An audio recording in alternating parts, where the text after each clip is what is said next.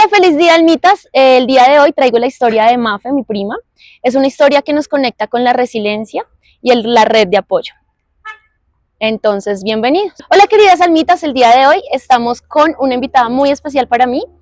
Ella se llama María Fernanda Prieto y él nos va a contar un poco de su historia. Hola, Mafe, ¿cómo estás? Hola, Lijita, muchas gracias por invitarme, por este regalo que me haces invitándome a tu podcast. Con todo el amor, como les digo, todas las personas tenemos una historia que contar y ella es una de las que se ha atrevido a tomar esta iniciativa. Cuéntanos un poco de tu vida. Bueno, soy millennial, nací en el 95, tengo un hermano que nació muy cerquita de mí, por lo que peleábamos mucho. Mis papás, los mejores papás del mundo, mis primos, donde está Alejita, dentro de mis primos. Crecí con toda esta familia, pues ahora viéndolo en retrospectiva llena de mucho amor, pero en su momento sintiéndome un poco al margen de todo lo que, como lo que se gestaba en esta familia, pues porque como les digo, mi hermano nació muy cerquita de mí y sentía como que toda la atención iba sobre él. Crecí con ese sentimiento y fui creando como una personalidad muy aislada en las relaciones sociales, en el colegio, luego en la universidad. Estudié medicina y pues no sé como qué preguntas concretas acerca de este camino tengas Listo. para mí. Me gustaría que nos devolviéramos un poquito antes de entrar a la universidad. Y yo recuerdo que en algún momento tú viviste una situación médica. No tengo presente la edad, Ajá. pero sí sé que movilizó a toda la familia. Como Mafe lo dijo, nosotros somos una familia muy grande, somos muchos. Sin embargo, siempre sí hemos sido de alguna u otra manera muy unidos. Entonces, cuando se presenta alguna situación, como lo que le pasó a ella, que ya les va a contar, nos unimos. Bueno, yo cuando empecé a tener conciencia de la autopercepción, siempre veía que, que mis ojos eran diferentes a los de los demás y eso fue creando también un trauma. Y cuando pues la gente empezó, los otros niños empezaron a hablar de eso, fue como mi primer contacto con los servicios de salud. Entonces, bueno, ahí me hicieron una cirugía que fue un apoyo grande de toda la familia, pero sé que te refieres a otra situación, Sí. sino que pues empezamos desde ahí porque creo que eso tiene mucho que ver con el resto del desarrollo de la historia.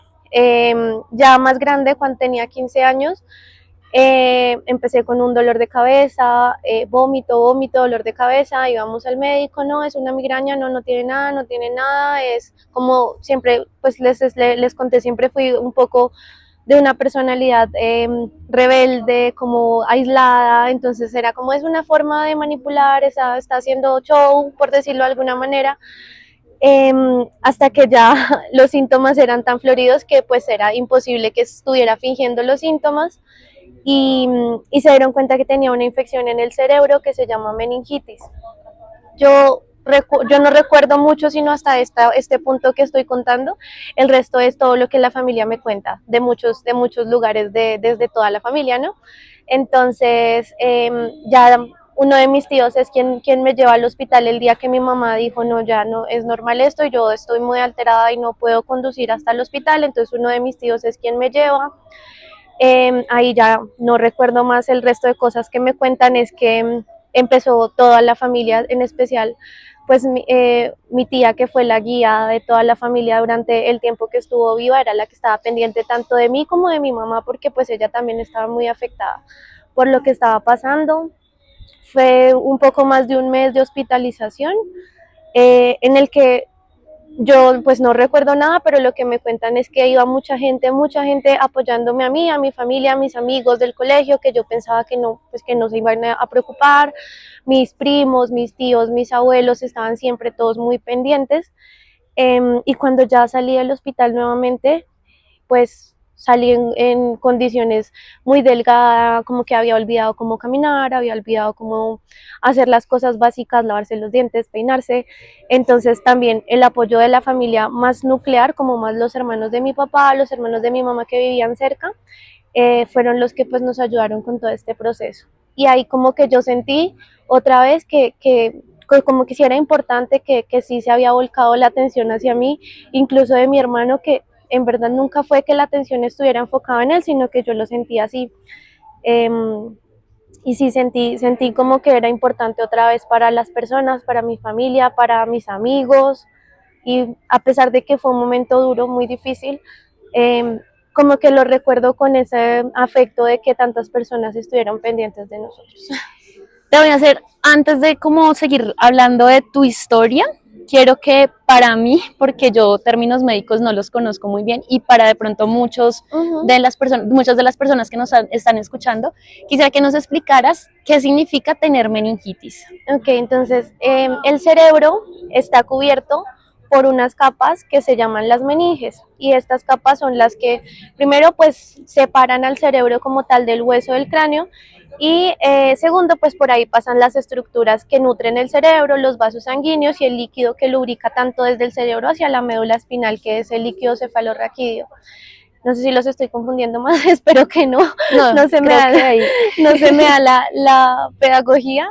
Entonces que la meningitis es una infección de esas capitas que separan el hueso del cráneo del cerebro. Esa capa estaba infectada y hacía que se inflamara pues todo el cerebro, y generaba los síntomas del dolor intenso, las alucinaciones, el vómito. Es como básicamente eso. Ok. De pronto uno puede tener alguna precaución para que esto no suceda o simplemente fuiste la afortunada entre miles de que te pasara. Sí, pues obviamente hay muchas estrategias de prevención, está la vacunación como primera medida, eh, el consumo de agua potable, de lavar bien las verduras, las frutas, pero pues son cosas que se salen del control. Yo nunca supe cómo adquirir la infección, no, nunca se supo. Pudo haber sido por nadar en agua que estuviese contaminada, que es algo que está fuera del control de todas las personas, o de consumir algún alimento que no estuviese bien higienizado, o agua que no estuviese bien tratada. La verdad nunca se supo, y pues hasta ahí estaba. Bueno, yo recuerdo de esta situación que Mafe vivió, que realmente íbamos muchas veces a la casa de tus abuelos Sí. paternos y orábamos. Como ella dice, nosotras teníamos una tía que era como el centro de la familia y ella era la que organizaba como todos estos procesos de oración, donde nos reuníamos para pedir por la salud de Mafe. Eso, mientras que ahorita hablabas, me conecta con algo que estábamos hablando hace un momento, detrás de cámaras, y era, Mafe es médica y ella está en este instante en una especialización de fisiatría y de medicina física y rehabilitación.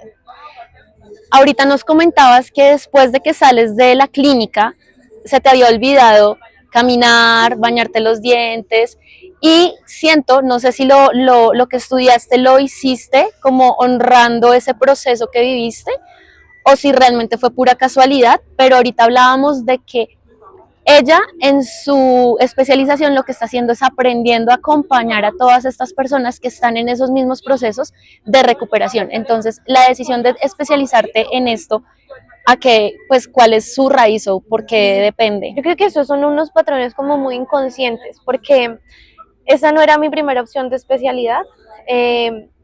No sé, las cosas de Dios son pues se dan porque así tienen que ser. Yo quería ser neuróloga, sí tenía que ver con lo que me pasó, porque como les cuento, pues fue una infección en el cerebro, y ahí yo dije, a mí me encanta el cerebro, yo quiero saber todo del cerebro, del sistema nervioso, yo quiero ser esto, y estudié medicina por eso, y quería ser neuróloga por eso. Por muchas situaciones no se dio, no era lo que yo tenía que hacer en la vida seguramente, y conocí esta especialidad que la había escuchado tal vez, pero yo no entendía a qué se dedicaban, no sabía lo que hacían, y la vida me fue llevando a esa especialidad, y cuando me di cuenta que en realidad eso era lo que sí me interesaba, que si bien me gustaba el cerebro, me interesaba el cerebro, lo que de verdad me interesaba a fondo o a profundidad era poder impactar en si está enfermo y ahora qué hago, cómo lo ayudo. Ok, Entonces, es fue más una eso. forma de servir a los demás, ¿sí? Ujú. ¿Consideras que de pronto en ese instante de tu vida estuviste incluso en peligro de muerte? ¿Hay muchas personas que de pronto no se recuperan o es más alta la tasa de las personas que salen de esa enfermedad? No, incluso pues como que cuando yo ya estudié medicina y me di cuenta de la gravedad de esa enfermedad, yo no lo podía creer que no tuviera nada. Y pues a mis papás sí les decían todo el tiempo como, ay, puede que de pronto ella no vuelva a hablar, puede que de pronto ella no vuelva a ver, de pronto no vuelva a escuchar. Y mi mamá me dice que no sé si yo inconscientemente de pronto escuchaba las conversaciones de los médicos y ese día yo le decía, mami, no veo. Ya decía, no, ya se quedó sin ver, ¿no? Y al otro día otra vez podía ver. Pues yo no me acuerdo de nada de eso, pero eh, la gravedad de la enfermedad sí es importante. La tasa de discapacidad en las personas que no fallecen también es muy importante. Entonces, sí fue, yo en ese momento era mi plena adolescencia donde uno no es consciente de muchas cosas, tal vez ni entendía por lo que acaba de pasar, pero ahora como que mirando hacia atrás, sí soy muy consciente, estuve muy cerca de la muerte, muy cerca. Listo. Bueno, vamos a cambiar un poquito de tema, pues agradeciéndote que nos hayas contado esta experiencia de tu niñez. Y ahora nos trasladamos a hace aproximadamente un año. Hace un año tu vida cambió de una manera muy drástica. Sí. Se te presentaron muchas situaciones que pues quisiera que nos contaras. Bueno, el año pasado fue un año muy difícil para mí, pero también con muchísimo aprendizaje. Creo que todavía estoy en esa línea de aprendizaje, pero fue un año muy retador. Yo creo que fui una persona de enero a junio y otra persona de junio a diciembre del año pasado. Yo a los 27 años, tengo 30 años, a los 27 años creo, tomé la decisión de irme a vivir sola, de independizarme, de por fin ya tener como eh, una vida fuera de la casa de mis papás. Y en ese momento, en ese tiempo también tenía una pareja y empezamos a tratar de construir una vida y las cosas pues iban fluyendo bien. Ya pues decidimos como formalizarlo un poco más, viviendo juntos, empezando a construir más cosas a futuro. Y cuando yo creía que todo se estaba dando de la manera que yo siempre lo había esperado, de cómo dice la sociedad que deben ser las cosas, de sales de estudias, sales de tu casa, te casas, haces una familia, eh, las cosas empezaron a tomar un rumbo que yo no me esperaba. En junio del año pasado, a inicios de junio del año pasado, mi exnovio y yo nos enteramos que íbamos a ser papás. Fue una noticia que no supe cómo asimilar en ese momento porque a pesar de que yo sí sentía que estaba con una persona que quería como formar una familia, con la que quería estar pues en esta situación, no me sentía preparada. Eh, Creo que nunca uno lo está, supongo, no No. sé, pero fue como si yo tuviera 15 años y me hubieran dado la noticia. Yo decía, yo, ¿cómo le voy a decir esto a mis papás? Van a pensar que, Dios mío, y me falta estudiar más cosas y me falta hacer, pero al mismo tiempo también estaba emocionada, como que gente a mi alrededor estaba en ese mismo proceso y yo decía, bueno, pues a vivir el proceso, debe ser bonito, vamos a ver qué tantos retos, qué tanta limitación tengo yo, porque a veces sentía como yo no soy capaz de hacer esto, pero luego, bueno, he sido capaz de otras cosas, vamos a ver.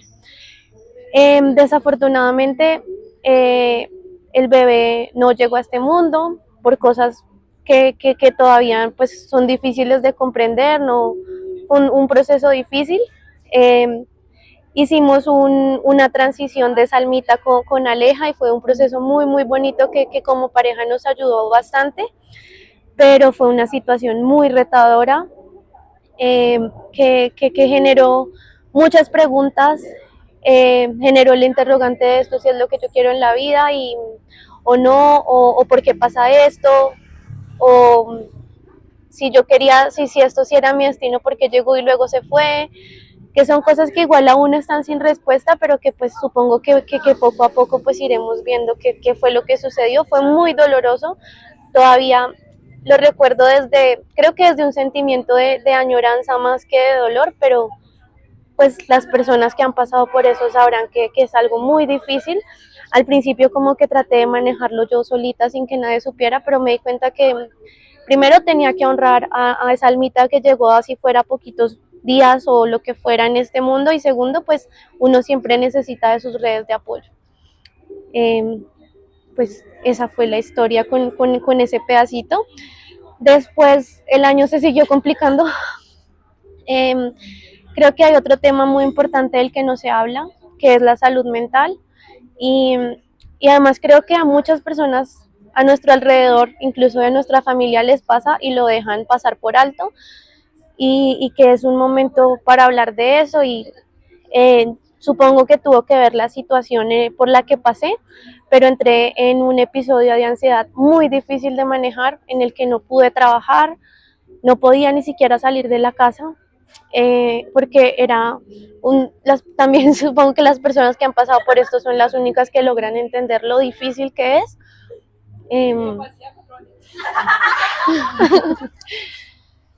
Mafecita, ¿consideras que el tema de los abortos espontáneos o provocados aún es muy tabú? Totalmente, totalmente nadie habla de eso, y me pareció como un encontrón cuando yo empecé a hablar de mi tema. Muchas mujeres que yo conocía me decían como, tranquila, que yo pasé por esto y sé que es difícil. Y yo, ¿cómo así que pasaste por esto? ¿Cómo así? O sea, muchas mujeres pasan por eso en silencio. Y si para mí hablándolo es difícil, yo no puedo imaginarme cómo es pasar por eso en silencio. En silencio.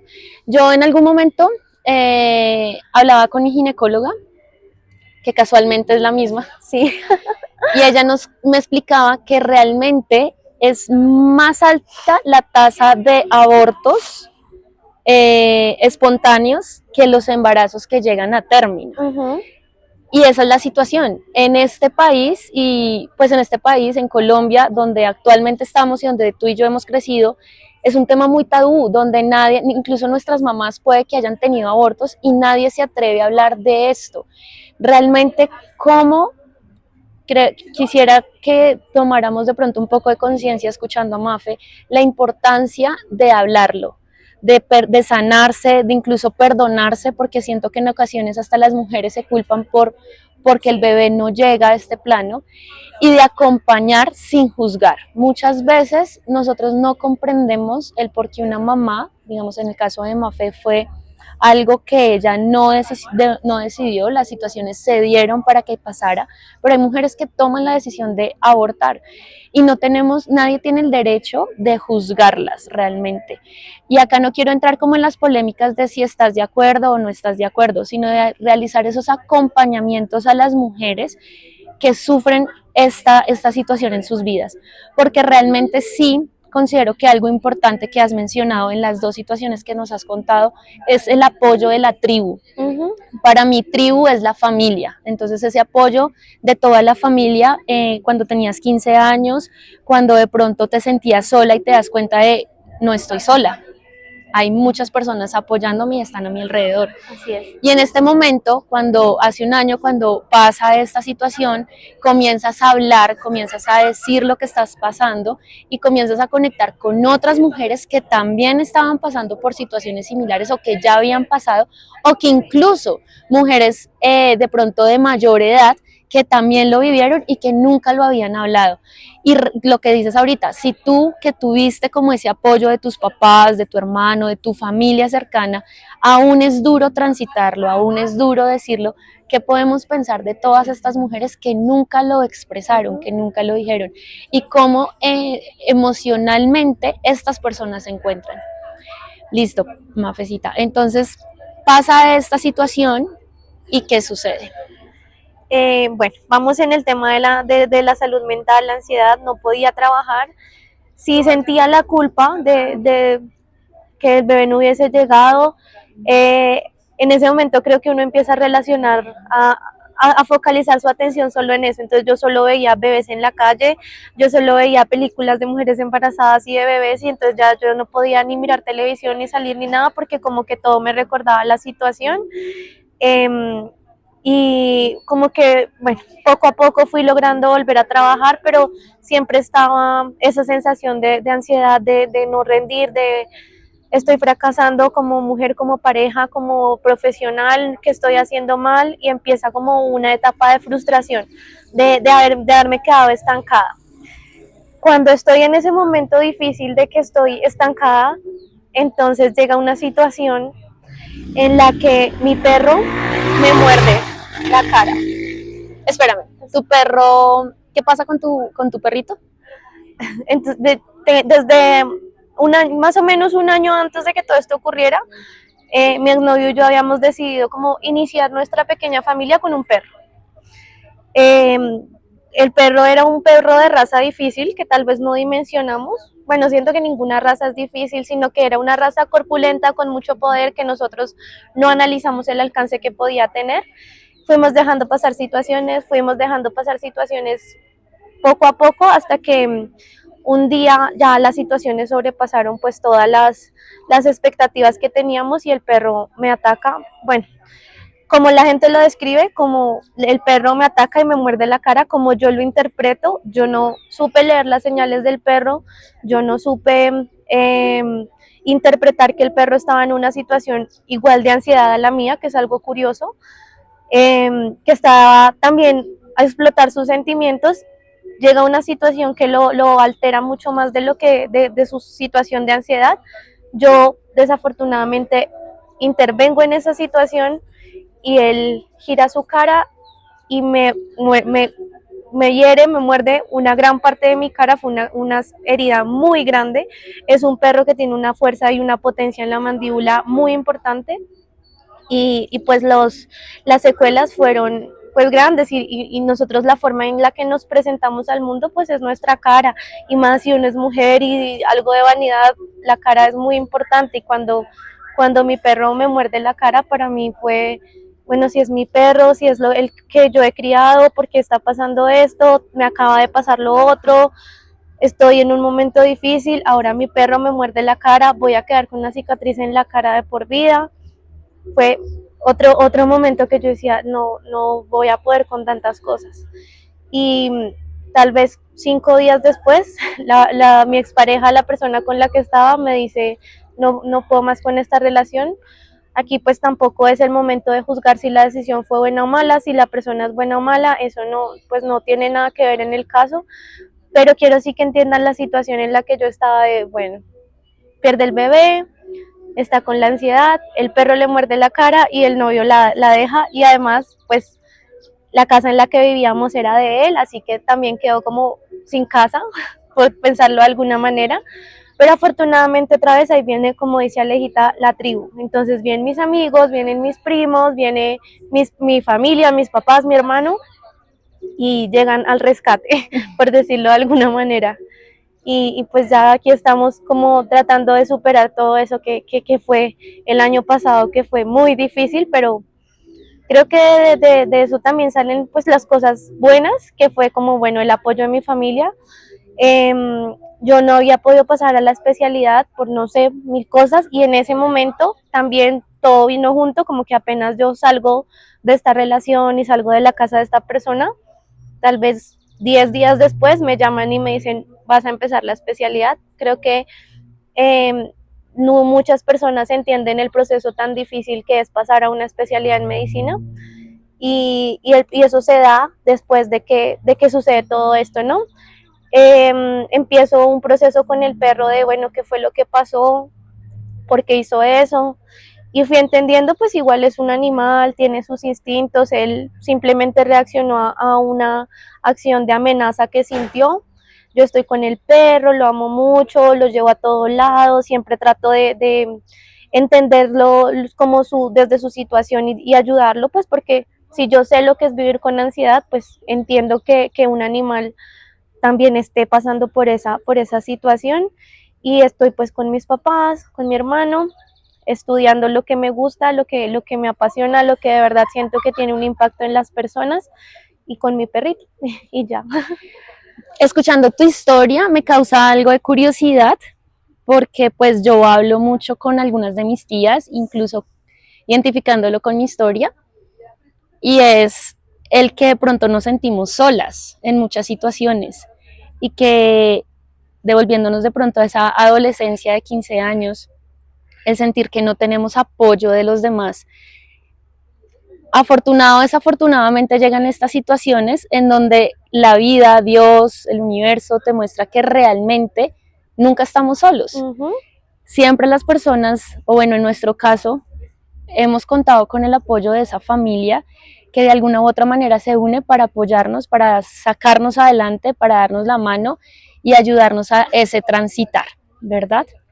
Quisiera que de pronto, teniendo en cuenta como estas historias que nos cuentas de tu vida, de todo lo que has recorrido, si tienes un mensaje para las personas que nos escuchan, para las mujeres, de pronto incluso para aquellas mujeres que han sufrido una pérdida de algún bebé o que en algún momento han estado en esas relaciones donde de un momento para otro todo termina, porque en tu caso era una relación muy bonita y por situaciones que aún de pronto incluso puedes hasta desconocer, se acaba la relación.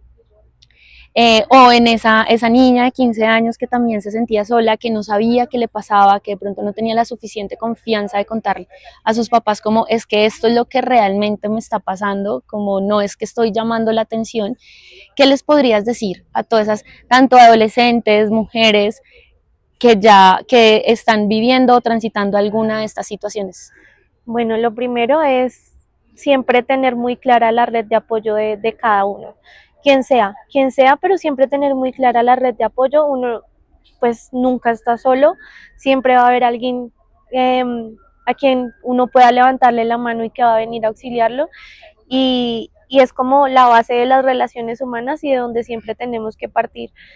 Y la segunda cosa es la resiliencia. Es difícil, es un concepto que a veces se queda como muy efímero ahí en el viento y no lo interiorizamos, pero es muy importante trabajar en eso.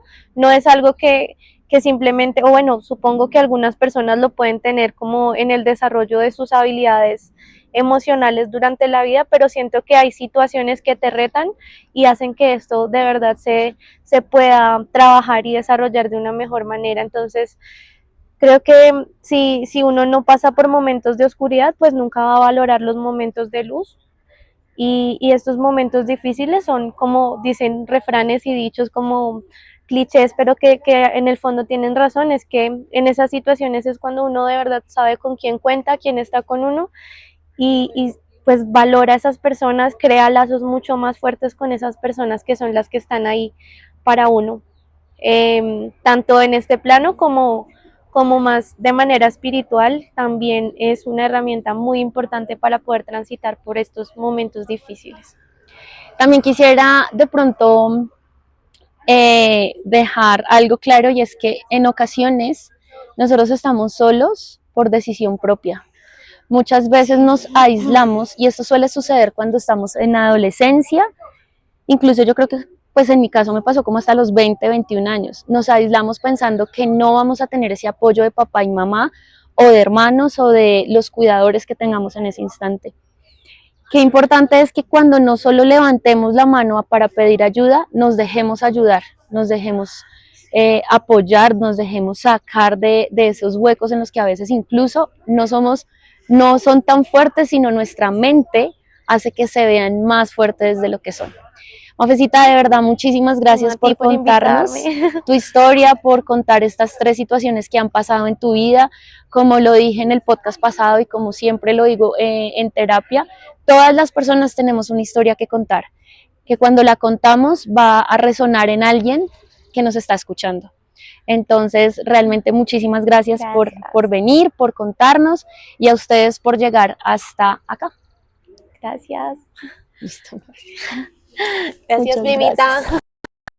Gracias a todas las almitas que llegaron hasta este punto. Si les gustó, no olviden compartir, darle like y suscribirse. Y espérennos en una próxima ocasión.